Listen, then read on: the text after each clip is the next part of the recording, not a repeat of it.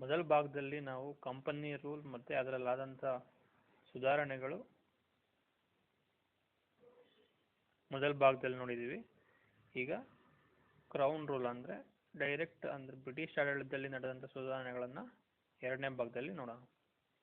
ಕ್ರಿಸ್ತಶಕ 1857ರ ಪ್ರಥಮ ಸ್ವಾತಂತ್ರ್ಯ ಸಂಗ್ರಾಮ ಅಥವಾ ಸಿಪಾಯಿ ದಂಗೆ ಅಂತ ನಾವೇನು ಕರಿತೀವಿ, ಆ ದಂಗೆ ಆದ ನಂತರ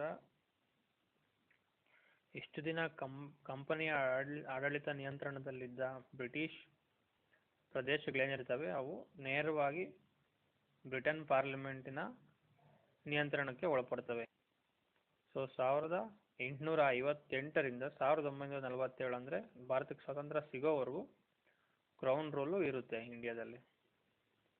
ಬ್ರಿಟಿಷ್ ನೇರ ಆಡಳಿತದಲ್ಲಿ ಜಾರಿಗೆ ತಂದ ಮೊದಲ ಕಾಯ್ದೆ ಅಂದರೆ ಗವರ್ಮೆಂಟ್ ಆಫ್ ಇಂಡಿಯಾ ಆ್ಯಕ್ಟ್ 1858. ಈಗ ಆ ಕಾಯ್ದೆಯ ಮುಖ್ಯ ಸುಧಾರಣೆಗಳನ್ನು ನಾವು ನೋಡೋಣ. ಈ ಕಾಯ್ದೆಯನ್ನು act for the good government of India ಅಂತ ಕೂಡ ಕರೀತಾರೆ. ಈ ಕಾಯ್ದೆಯ ಮುಖ್ಯ ಸುಧಾರಣೆ ಅಂದರೆ ಇದು ಈಸ್ಟ್ ಇಂಡಿಯಾ ಕಂಪನಿನ ಅಬಾಲಿಷ್ ಮಾಡುತ್ತೆ ಮತ್ತು ಈಸ್ಟ್ ಇಂಡಿಯಾ ಕಂಪನಿ ಹಸ್ತದಲ್ಲಿದ್ದ ಅಧಿಕಾರಗಳು, ಪ್ರದೇಶಗಳು ಮತ್ತು ಏನು ರೆವಿನ್ಯೂಸ್ ಇರುತ್ತೆ ಎಲ್ಲ ಬ್ರಿಟಿಷ್ ಕ್ರೌನ್ಗೆ ಟ್ರಾನ್ಸ್ಫರ್ ಆಗುತ್ತೆ. ಮತ್ತೊಂದು ಮುಖ್ಯ ಸುಧಾರಣೆ ಏನಪ್ಪ, ಈ ಭಾರತ ಸರ್ಕಾರ ಕಾಯ್ದೆ 1858 ಅಂದರೆ ಇದು ಗವರ್ನರ್ ಜನರಲ್ ಆಫ್ ಇಂಡಿಯಾ ಅಂತ ಇದ್ದ ಡೆಸಿಗ್ನೇಷನ್ನ ಚೇಂಜ್ ಮಾಡಿ ವೈಸ್ರಾಯ್ ಆಫ್ ಇಂಡಿಯಾ ಅಂತ ಆಗುತ್ತೆ.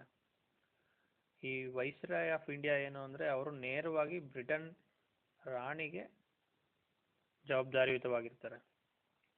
ಸೊ ಈ ಕಾಯ್ದೆ ಜಾರಿಗೆ ಬಂದ ನಂತರ ಮೊದಲ ವೈಸ್ರಾಯ್ ಆಗಿದ್ದು ಲಾರ್ಡ್ ಕ್ಯಾನಿಂಗ್ ಅವರು. ಈ ಕಾಯ್ದೆಯ ಮುಂದಿನ ಸುಧಾರಣೆ ಏನು ಅಂದರೆ ಇದು ದ್ವಿಸರ್ಕಾರ ಪದ್ಧತಿ ಅಥವಾ ಡಬಲ್ ಗೌರ್ಮೆಂಟು ಏನು ಜಾರಿಗೆ ಇರುತ್ತೆ ಇದಕ್ಕೆ ಮುಂಚೆ ಅದನ್ನು ರದ್ದುಗೊಳಿಸುತ್ತೆ. ಈ ಮೊದಲು ಬೋರ್ಡ್ ಆಫ್ ಕಂಟ್ರೋಲ್ ಮತ್ತು ಕೋರ್ಟ್ ಆಫ್ ಡೈರೆಕ್ಟರ್ಸ್ ಅಂತ ಎರಡು ಅಂಗಗಳು ಇರ್ತವೆ. ಒಂದು ಕಮರ್ಷಿಯಲ್ ಆ್ಯಕ್ಟಿವಿಟೀಸ್ ನೋಡ್ಕೊಳ್ಳೋದಕ್ಕೆ ಮತ್ತು ಇನ್ನೊಂದು ಪೊಲಿಟಿಕಲ್ ಆ್ಯಕ್ಟಿವಿಟೀಸ್ ಅಥವಾ ರಾಜಕೀಯ ಕಾರ್ಯಗಳು ನೋಡ್ಕೊಳ್ಳೋದಕ್ಕೆ ಎರಡು ಅಂಗಗಳಿರುತ್ತೆ. ಸೊ ಈ ಕಾಯ್ದೆ ಅವೆರಡು ಅಂಗಗಳನ್ನ ರದ್ದು ಮಾಡಿ ಒಂದು ಹೊಸ ಅಂಗವನ್ನು ರಚನೆ ಮಾಡಿ ಅದನ್ನು secretary of state for India ಅಂತ ಕರೀತಾರೆ. ಅವ್ರಿಗೆ ನಮ್ಮ ಭಾರತ ದೇಶದಲ್ಲಿದ್ದ ಬ್ರಿಟಿಷ್ ಪ್ರದೇಶಗಳ ಸಂಪೂರ್ಣ ಅಧಿಕಾರ ಕೊಡ್ತಾರೆ ಅಡ್ಮಿನಿಸ್ಟ್ರೇಷನ್ ಮೇಲೆ.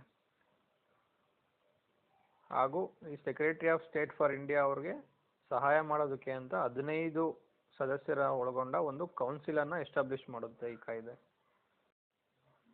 ಕ್ರೌನ್ ರೂಲ್ ಅಥವಾ ಬ್ರಿಟಿಷ್ ನೇರ ಆಡಳಿತದಲ್ಲಿ ಮುಂದಿನ ಕಾಯ್ದೆ ಇಂಡಿಯನ್ ಕೌನ್ಸಿಲ್ ಕಾಯ್ದೆ 1861. ಈ ಕಾಯ್ದೆಯ ಮೊದಲ ಸುಧಾರಣೆ ಅಂದರೆ ಏನು ವೈಸ್ರಾಯ್ ಎಕ್ಸಿಕ್ಯೂಟಿವ್ ಕೌನ್ಸಿಲ್ ಅಂತ ಇರುತ್ತೆ ಅದರಲ್ಲಿ ಭಾರತೀಯರಿಗೆ ರೆಪ್ರೆಸೆಂಟೇಷನ್ ನೀಡೋದಕ್ಕೆ ಮೊದಲನೇ ಬಾರಿಗೆ ಸ್ಟಾರ್ಟ್ ಮಾಡ್ತಾರೆ. ಇದರ ಸಲುವಾಗಿ ವೈಸ್ರಾಯ್ ಅವರು ತಮ್ಮ ಎಕ್ಸಿಕ್ಯೂಟಿವ್ ಕೌನ್ಸಿಲ್ಗೆ ನಾನ್ ಅಫಿಷಿಯಲ್ ಮೆಂಬರ್ಸ್ ಆಗಿ ಇಂಡಿಯನ್ಸ್ನ ಆಯ್ಕೆ ಮಾಡೋದಕ್ಕೆ ಇದು ಅವಕಾಶ ಮಾಡಿಕೊಡುತ್ತೆ. ಆಗ ಮೊದಲ ಬಾರಿಗೆ 3 ಜನ ಭಾರತೀಯರು ವೈಸ್ರಾಯ್ನ ಲೆಜಿಸ್ಲೇಟಿವ್ ಕೌನ್ಸಿಲ್ಗೆ ಆಯ್ಕೆ ಆಗ್ತಾರೆ. ಅವರು ಯಾರ್ಯಾರು ಅಂದರೆ ಬನಾರಸ್ನ ರಾಜ ಮತ್ತು ಮಹಾರಾಜ ಆಫ್ ಪಟಿಯಾಲ ಮತ್ತು ಸರ್ ದಿನಕರ್ ರಾವ್. ಈ ಮೂವರು ವೈಸ್ರಾಯ್ ಲೆಜಿಸ್ಲೇಟಿವ್ ಕೌನ್ಸಿಲ್ನ ಮೆಂಬರ್ಸ್ ಆಗಿ ಆಯ್ಕೆ ಆಗ್ತಾರೆ. ಮತ್ತೊಂದು ಸುಧಾರಣೆ ಏನು ಅಂದರೆ ಇದು ಪೋರ್ಟ್ಫೋಲಿಯೋ ಸಿಸ್ಟಮ್ಗೆ ರೆಕಗ್ನಿಷನನ್ನು ನೀಡುತ್ತೆ. ಏನು ಲಾರ್ಡ್ ಕ್ಯಾನಿಂಗ್ 1959ನಲ್ಲಿ ಇದನ್ನು ಇಂಟ್ರೊಡ್ಯೂಸ್ ಮಾಡ್ತಾರೆ. ಏನಿದು ಪೋರ್ಟ್ಫೋಲಿಯೋ ಸಿಸ್ಟಮ್ ಅಂತ, 1 ಅಥವಾ 2 ಅದಕ್ಕಿಂತ ಹೆಚ್ಚು ಡಿಪಾರ್ಟ್ಮೆಂಟ್ಗಳನ್ನ ಒಬ್ಬ ಮೆಂಬರ್ಗೆ, ವೈಸ್ರಾಯ್ ಕೌನ್ಸಿಲಲ್ಲಿ ಮೆಂಬರ್ ಇರ್ತಾರಲ್ಲ ಅವ್ರಿಗೆ 1 ಅಥವಾ 2 ಅಥವಾ ಅದಕ್ಕಿಂತ ಹೆಚ್ಚು ಡಿಪಾರ್ಟ್ಮೆಂಟ್ಗಳನ್ನ ಒಂದು ಬ್ಯಾಚ್ ವೈಸಲ್ಲಿ ಕೊಡ್ತಾರೆ. ಅದನ್ನು ಪೋರ್ಟ್ಫೋಲಿಯೋ ಸಿಸ್ಟಮ್ ಅಂತ ಕರೀತಾರೆ. ಮತ್ತೊಂದು ಮುಖ್ಯ ಸುಧಾರಣೆ ಈ ಕಾಯ್ದೆ ಅಂದರೆ ಇದು ವೈಸ್ರಾಯ್ಗೆ ಆರ್ಡಿನೆನ್ಸಸ್ ಅಥವಾ ಸುಗ್ರೀವಾಜ್ಞೆ ಅಂತ ಏನು ನಾವು ಕರಿತೀವಿ ಅದನ್ನು ಜಾರಿಗೊಳಿಸೋ ಅಧಿಕಾರನ ಕೊಡುತ್ತೆ. ಅದು ಲೆಜಿಸ್ಲೇಟಿವ್ ಕೌನ್ಸಿಲ್ಗೆ ಯಾವುದೇ ಅನುಮತಿ ಇಲ್ಲದೇನೆ ಒಂದು ಸುಗ್ರೀವಾಜ್ಞೆ ಹೊರಡಿಸೋ ಅಧಿಕಾರವನ್ನು ವೈಸ್ರಾಯ್ಗೆ ಈ ಕಾಯ್ದೆ ನೀಡುತ್ತೆ. ಯಾವ ಟೈಮಲ್ಲಿ ಅಂದರೆ ಎಮರ್ಜೆನ್ಸಿ ಟೈಮಲ್ಲಿ, ತುರ್ತು ಪರಿಸ್ಥಿತಿಗಳಲ್ಲಿ ಈ ಥರ ಸುಗ್ರೀವಾಜ್ಞೆಗಳನ್ನು ಹೊರಡಿಸೋ ಅಧಿಕಾರವನ್ನು ನೀಡುತ್ತೆ. ಈ ಸುಗ್ರೀವಾಜ್ಞೆ ಮುಂದಿನ 6 ತಿಂಗಳವರೆಗೂ ಜಾರಿಗೆ ಇರೋ ಥರ ಅವಕಾಶ ಮಾಡಿಕೊಳ್ಳಲಾಗಿತ್ತು. ನಂತರ ಏನು ಕಾಯ್ದೆ ಜಾರಿಗೆ ಬರುತ್ತೆ ಅದು ಕಂಟಿನ್ಯೂ ಆಗುತ್ತೆ. ಇದಿಷ್ಟು 1861ರ ಇಂಡಿಯನ್ ಕೌನ್ಸಿಲ್ಸ್ ಕಾಯ್ದೆಯ ಸುಧಾರಣೆಗಳು. ಈಗ ಮುಂದಿನ ಕಾಯ್ದೆ ನೋಡೋಣ. ಈಗ ಇಂಡಿಯನ್ ಕೌನ್ಸಿಲ್ ಆಕ್ಟ್ಸ್ ಅಲ್ಲಿ ಎರಡನೇದಾಗಿರ್ತಕ್ಕಂಥ 1892 ಇಂಡಿಯನ್ ಕೌನ್ಸಿಲ್ ಕಾಯ್ದೆ ಬಗ್ಗೆ ತಿಳ್ಕೊಳ್ಳೋಣ. ಈ ಕಾಯ್ದೆ ಮೊದಲನೇ ಸುಧಾರಣೆ ಅಂದರೆ ಇದು ಸೆಂಟ್ರಲ್ ಮತ್ತು ಪ್ರೊವಿನ್ಷಿಯಲ್ ಲೆಜಿಸ್ಲೇಟಿವ್ ಕೌನ್ಸಿಲ್ಸ್ ಅಲ್ಲಿ ಏನು ನಾನ್ ಅಫಿಷಿಯಲ್ಸ್ ಮೆಂಬರ್ಸ್ ಇದ್ದರೂ ಅದರ ಸಂಖ್ಯೆಯನ್ನು ಹೆಚ್ಚು ಮಾಡ್ತಾರೆ ಈ ಕಾಯ್ದೆಯಲ್ಲಿ. ಆದರೆ ಇದು ಕೇವಲ ನಾನ್ ಅಫಿಷಿಯಲ್ಸ್ ಮೆಂಬರ್ಸ್ಗೆ ಮಾತ್ರ ಸಂಖ್ಯೆ ಜಾಸ್ತಿ ಮಾಡ್ತಾರೆ, ಬಟ್ ಅಫಿಷಿಯಲ್ ಮೆಂಬರ್ಸ್ ಏನಿರ್ತಾರೆ ಅದು ಸೇಮ್ ಇರುತ್ತೆ. ಮತ್ತೊಂದು ಮಹತ್ವದ ಸುಧಾರಣೆ ಏನು ಅಂದರೆ ಈ ಕಾಯ್ದೆದು ಇದು ಲೆಜಿಸ್ಲೇಟಿವ್ ಕೌನ್ಸಿಲ್ಸ್ಗೆ ಹೆಚ್ಚಿನ ಅಧಿಕಾರಗಳನ್ನು ನೀಡುತ್ತೆ. ಯಾವ ರೀತಿ ಅಂದರೆ ಅದು ಬಜೆಟ್ ಅಥವಾ ಒಂದು ವಾರ್ಷಿಕ ಲೆಕ್ಕಪತ್ರ ಅಂತ ಕರಿತೀವಿ ಅದನ್ನು ಡಿಸ್ಕಸ್ ಮಾಡೋದಕ್ಕೆ ಮತ್ತು ಅದ್ರ ಬಗ್ಗೆ ಯಾವುದೇ ರೀತಿಯ ಪ್ರಶ್ನೆಗಳಿದ್ದಲ್ಲಿ ಅದನ್ನು ಎಕ್ಸಿಕ್ಯೂಟಿವ್ ಕೌನ್ಸಿಲ್ಗೆ ಕೇಳೋವಂಥ ಅಧಿಕಾರವನ್ನು ನೀಡುತ್ತೆ ಈ ಕಾಯ್ದೆ. ಇವಿಷ್ಟು ಈ ಕಾಯ್ದೆಯ ಮುಖ್ಯ ಸುಧಾರಣೆಗಳು. ಈಗ ಮುಂದಿನ ಕಾಯ್ದೆಯ ಸುಧಾರಣೆಗಳನ್ನು ತಿಳ್ಕೊಳ್ಳೋಣ. ಈಗ ಮೂರನೇ ಇಂಡಿಯನ್ ಕೌನ್ಸಿಲ್ ಕಾಯ್ದೆಯಾದ 1909ರ ಇಂಡಿಯನ್ ಕೌನ್ಸಿಲ್ ಕಾಯ್ದೆ ಬಗ್ಗೆ ತಿಳ್ಕೊಳ್ಳೋಣ. ಈ ಕಾಯ್ದೆಯನ್ನು ಮಿಂಟೋ ಮಾರ್ಲೆ ಸುಧಾರಣೆಗಳು ಅಂತ ಕೂಡ ಕರೀತಾರೆ. ಯಾಕೆ ಅಂದರೆ ಲಾರ್ಡ್ ಮಾರ್ಲೆ ಅವರು ಇಂಡಿಯಾಗೆ ಸೆಕ್ರೆಟರಿ ಆಫ್ ಸ್ಟೇಟ್ ಆಗಿರ್ತಾರೆ ಮತ್ತು ಲಾರ್ಡ್ ಮಿಂಟೋ ಅವರು ವೈಸ್ರಾಯಿ ಆಗಿ ಕೆಲಸ ಮಾಡ್ತಿರ್ತಾರೆ. ಸೊ ಅವರು ತಂದ ಸುಧಾರಣೆಗಳನ್ನು ಮಿಂಟೋ ಮಾರ್ಲೆ ಸುಧಾರಣೆಗಳು ಅಂತ ಕರೀತಾರೆ. ಈ ಕಾಯ್ದೆಯ ಮೊದಲನೇ ಸುಧಾರಣೆ ಏನು ಅಂದರೆ ಇದು ಲೆಜಿಸ್ಲೇಟಿವ್ ಕೌನ್ಸಿಲ್ಸ್ ಸೆಂಟ್ರಲ್ ಮತ್ತು ಪ್ರೊವಿನ್ಷಿಯಲ್ ಎರಡರಲ್ಲೂ ಕೂಡ ಸಂಖ್ಯೆಯನ್ನು ಮೆಂಬರ್ಸ್ ಏನು ಲೋಕಲ್ ಪ್ರೊವಿನ್ಷಿಯಲ್ ಮತ್ತು ಸೆಂಟ್ರಲ್ ಲೆಜಿಸ್ಲೇಟಿವ್ ಮೆಂಬರ್ಸ್ ಇರ್ತಾರೆ ಅವರ ಸಂಖ್ಯೆಯನ್ನು ಗಣನೀಯವಾಗಿ ಜಾಸ್ತಿ ಮಾಡ್ತಾರೆ. ಮೊದಲು ಕೇವಲ 16 ಸದಸ್ಯರಿರ್ತಕ್ಕಂಥ ಈ ಸಂಖ್ಯೆಯನ್ನು 60ಕ್ಕೆ ಏರಿಕೆ ಮಾಡಲಾಗುತ್ತೆ ಈ ಕಾಯ್ದೆಯಲ್ಲಿ. ಈ ಕಾಯ್ದೆಯಲ್ಲಿ ಮತ್ತೊಂದು ಮಹತ್ವದ ಬೆಳವಣಿಗೆ ಅಂದರೆ ಇಲ್ಲಿವರೆಗೂ ಕೇವಲ ಏನು ಲೆಜಿಸ್ಲೇಟಿವ್ ಕೌನ್ಸಿಲ್ ವೈಸ್ರಾಯ್ದಲ್ಲಿ ಮಾತ್ರ ಭಾರತೀಯರಿಗೆ ರೆಪ್ರೆಸೆಂಟೇಷನ್ ಸಿಗ್ತಾ ಇತ್ತು. ಇದೇ ಮೊದಲ ಬಾರಿಗೆ ಒಬ್ಬ ಭಾರತೀಯನಿಗೆ ವೈಸ್ರಾಯ್ನ ಎಕ್ಸಿಕ್ಯೂಟಿವ್ ಕೌನ್ಸಿಲ್ ಅಲ್ಲಿ ಅಸೋಸಿಯೇಷನ್ ಸಿಗೋ ಥರ ಈ ಕಾಯ್ದೆ ಮಾಡುತ್ತೆ. ಇದರಿಂದ ಸತ್ಯೇಂದ್ರ ಪ್ರಸಾದ್ ಸಿನ್ಹಾ ಅವರು ಮೊದಲ ಭಾರತೀಯರಾಗಿ ಎಕ್ಸಿಕ್ಯೂಟಿವ್ ಕೌನ್ಸಿಲ್ನ ಜಾಯಿನ್ ಆಗ್ತಾರೆ. ಇನ್ನೊಂದು ಇಂಪಾರ್ಟೆಂಟ್ ಸುಧಾರಣೆ ಈ ಕಾಯ್ದೆ ಏನು ಎಕ್ಸಾಮಿನೇಷನ್ ಪಾಯಿಂಟ್ ಆಫ್ ವ್ಯೂ ಅಂದರೆ ಈ ಕಾಯ್ದೆಯಲ್ಲಿ ಕಮ್ಯುನಲ್ ರೆಪ್ರೆಸೆಂಟೇಷನ್ನ ನೀಡ್ತಾರೆ. ಏನು ಕಮ್ಯುನಲ್ ರೆಪ್ರೆಸೆಂಟೇಷನ್ ಅಂದರೆ ಒಂದು ಸಪರೇಟ್ ಎಲೆಕ್ಟ್ರೇಟ್ ನೀಡ್ತಾರೆ ಮುಸ್ಲಿಮ್ಸ್ಗೆ. ಈ ಸಪರೇಟ್ ಎಲೆಕ್ಟ್ರೇಟ್ ಏನು ಅಂದರೆ ಇಲ್ಲಿ ಕೇವಲ ಮುಸ್ಲಿಮರಿಗೆ ಕ್ಷೇತ್ರಗಳು ಮಾತ್ರ ಮೀಸಲಾಗಿರೋದಿಲ್ಲ, ಅದ್ರ ಜೊತೆಗೆ ಅವರು ಯಾರು ಮತದಾರರಿರ್ತಾರೆ ಅಲ್ಲಿ ಕೇವಲ ಮುಸ್ಲಿಮರು ಮಾತ್ರ ಮತದಾರರಾಗಿರ್ತಾರೆ ಈ ಕ್ಷೇತ್ರಗಳಲ್ಲಿ. ಇದು ಸಪರೇಟ್ ಎಲೆಕ್ಟ್ರೇಟ್ ಅಂದರೆ ಬೇರೆ ಧರ್ಮದ ಮತದಾರರು ಅಲ್ಲಿ ಮತದಾನ ನೀಡುವಂತಿರಲಿಲ್ಲ. ಇದನ್ನ ಲೀಗಲೈಸ್ಡ್ ಕಮ್ಯುನಲಿಸಮ್ ಅಂತಾನೂ ಕರೀತಾರೆ. ಇದನ್ನ ಲಾರ್ಡ್ ಮಿಂಟೋ ಅವರು ಜಾರಿಗೆ ತಂದಿದ್ದರಿಂದ ಅವ್ರನ್ನ ಫಾದರ್ ಆಫ್ ಕಮ್ಯುನಲ್ ಎಲೆಕ್ಟ್ರೇಟ್ ಅಂತಾನೂ ಕರೀತಾರೆ. ಇದಿಷ್ಟು ಮಿಂಟೋ ಮಾರ್ಲೆ ರಿಫಾರ್ಮ್ಸ್ ಅಥವಾ ಇಂಡಿಯನ್ ಕೌನ್ಸಿಲ್ಸ್ ಆಕ್ಟ್ 1909ರ ಮುಖ್ಯ ಸುಧಾರಣೆಗಳು. ಈಗ ಮುಂದಿನ ಕಾಯ್ದೆನ ನೋಡೋಣ. ಬ್ರಿಟಿಷ್ ನೇರಾಡಳಿತ ಅಥವಾ ಕ್ರೌನ್ ರೂಲ್ನಲ್ಲಿ ಮುಂದಿನ ಕಾಯ್ದೆ 1919ರ ಭಾರತ ಸರ್ಕಾರ ಕಾಯ್ದೆ. ಇದನ್ನ ಮಾಂಟೆಗೋ ಚೆಮ್ಸ್ಫರ್ಡ್ ಸುಧಾರಣೆಗಳು ಅಂತ ಕೂಡ ಕರೀತಾರೆ. ಇಲ್ಲಿ ಮಾಂಟೆಗೋ ಅವರು secretary of state for India ಆಗಿರ್ತಾರೆ ಮತ್ತೆ ಲಾರ್ಡ್ ಚೆಮ್ಸ್ಫರ್ಡ್ ಅವರು ವೈಸ್ರಾಯ್ ಆಫ್ ಇಂಡಿಯಾ ಆಗಿರ್ತಾರೆ. ಆದ್ದರಿಂದ ಇವನ್ನ ಮಾಂಟೆಗೋ ಚೆಮ್ಸ್ಫರ್ಡ್ ಸುಧಾರಣೆಗಳು ಅಂತ ಕರೀತಾರೆ. ಈಗ ಈ ಕಾಯ್ದೆ ಒಂದೊಂದೇ ಸುಧಾರಣೆಗಳನ್ನ ನೋಡೋಣ.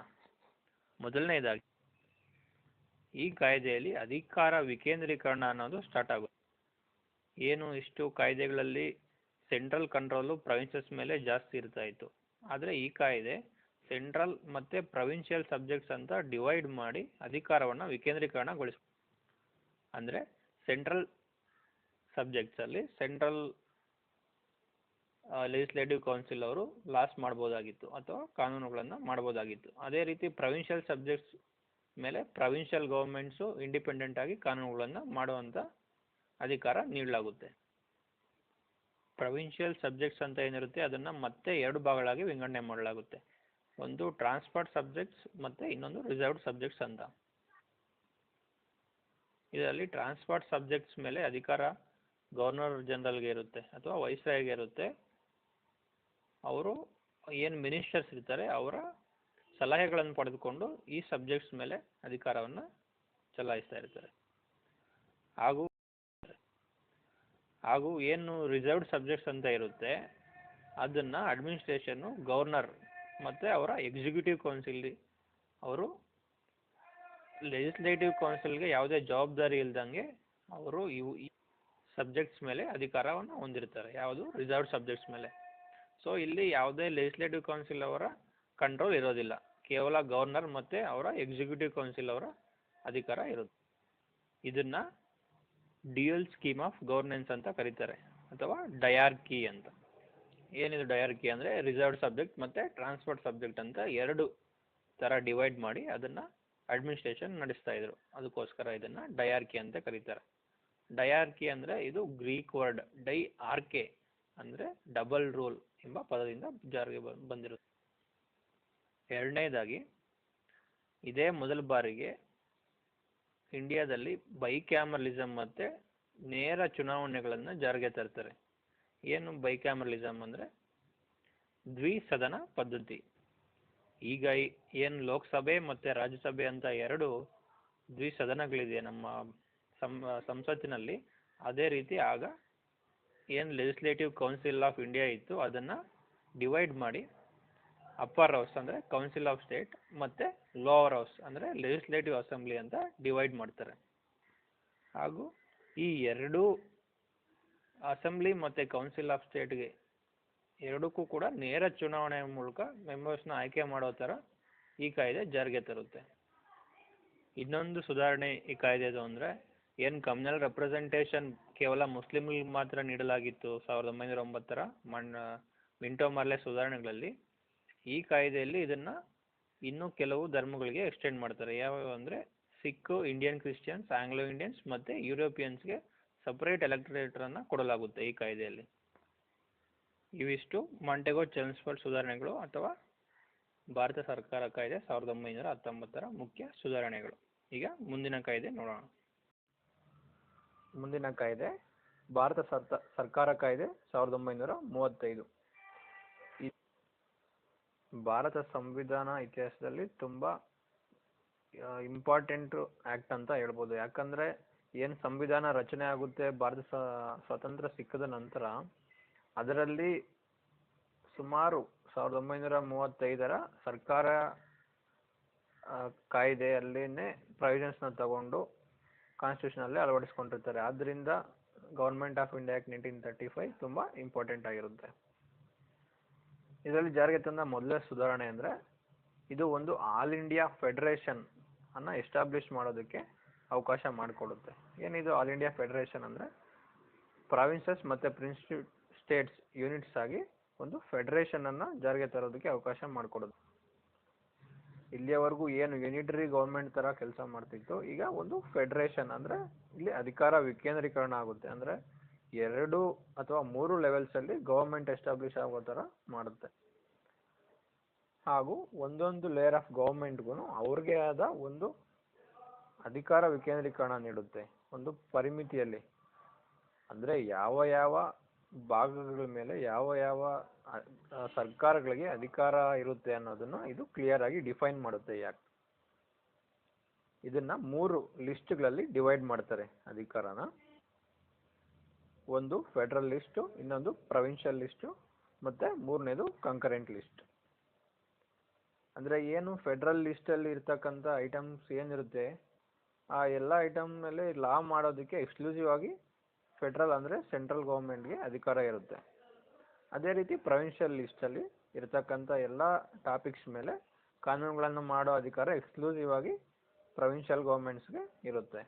ಮತ್ತು ಮೂರನೇದು ಕಂಕರೆಂಟ್ ಲಿಸ್ಟ್ ಏನಿರುತ್ತೆ ಇದು ಎರಡಕ್ಕೂ ಅಧಿಕಾರ ಇರುತ್ತೆ. ಈ ಲಿಸ್ಟಲ್ಲಿ ಇರ್ತಕ್ಕಂಥ ಟಾಪಿಕ್ಗಳ ಮೇಲೆ ಕಾನೂನು ಮಾಡೋವಂಥ ಅಧಿಕಾರ ಪ್ರೊವಿನ್ಷಿಯಲ್ ಗೌರ್ಮೆಂಟ್ಗೂ ಇರುತ್ತೆ ಮತ್ತು ಫೆಡರಲ್ ಗೌರ್ಮೆಂಟ್ಗೂ ಇರುತ್ತೆ.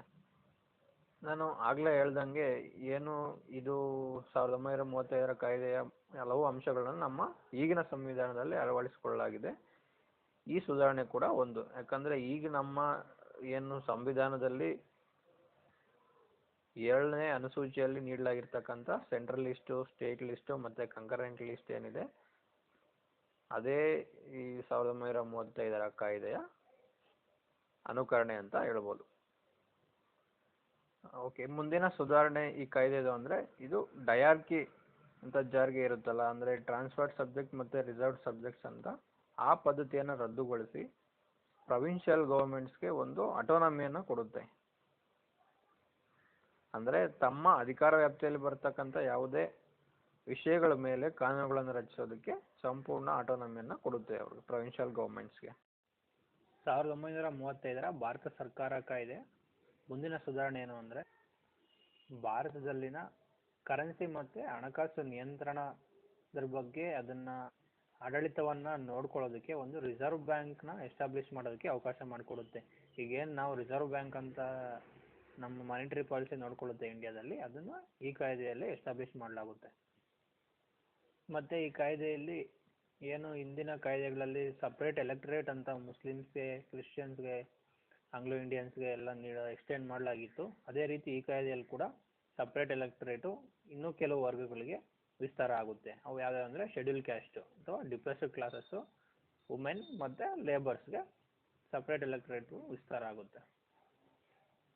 ಹಾಗೂ ಈ ಕಾಯ್ದೆ 3 ರೀತಿಯ ಲೋಕಸೇವಾ ಆಯೋಗಗಳನ್ನು ಎಸ್ಟಾಬ್ಲಿಷ್ ಮಾಡೋದಕ್ಕೆ ಅವಕಾಶ ಕಲ್ಪಿಸಲಾಗುತ್ತೆ. ಯಾವುದಾದ್ರು ಅಂದರೆ federal public service commission, provincial public service commission ಮತ್ತು ಜಾಯಿಂಟ್ ಪಬ್ಲಿಕ್ ಸರ್ವಿಸ್ ಕಮಿಷನ್. ಒಂದು ಅಥವಾ ಎರಡು ಅಥವಾ ಅದಕ್ಕಿಂತ ಹೆಚ್ಚು ಪ್ರಾವಿನ್ಸಸ್ಗೆ ಒಂದು ಜಾಯಿಂಟ್ ಪಬ್ಲಿಕ್ ಸರ್ವಿಸ್ ಕಮಿಷನ್. ಈ ರೀತಿ 3 ರೀತಿಯ ಪಬ್ಲಿಕ್ ಸರ್ವಿಸ್ ಕಮಿಷನ್ ಅಥವಾ ಲೋಕಸೇವಾ ಆಯೋಗಗಳನ್ನು ಎಕ್ಸಾಮಿನೇಷನ್ಸ್ ಸಿವಿಲ್ ಸರ್ವಿಸಸ್ಗೆ ಎಕ್ಸಾಮ್ ನಡೆಸೋದಕ್ಕೋಸ್ಕರ ಎಸ್ಟಾಬ್ಲಿಷ್ ಮಾಡಲಾಗುತ್ತೆ.